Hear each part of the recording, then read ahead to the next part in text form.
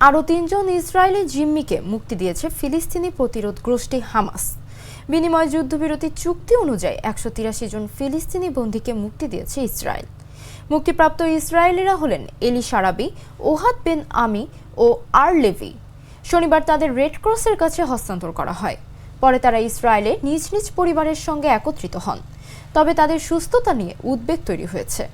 যুক্তরাজ্যে থাকা সারাবির পরিবার তাকে অস্থির চরমসার অবস্থায় দেখা কষ্টের বলে বর্ণনা করেছে।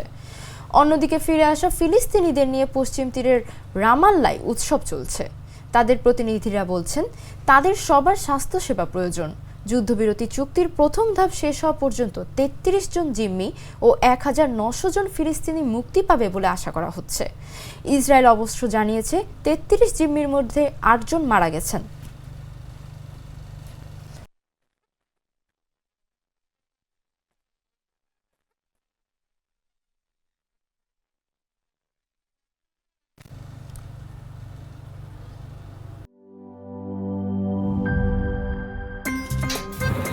আমার একটা স্মার্ট সিদ্ধান্তে 25% গ্যাসের খরচ কমেছে। ভাবছেন কিভাবে?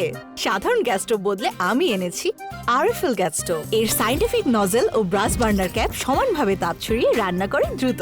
তাই গ্যাসও বাঁচায় 25%, টাকাও বাঁচে 25%। আরএফএল গ্যাস স্টোভ, নিরাপদ ও গ্যাস সাশ্রয়ী।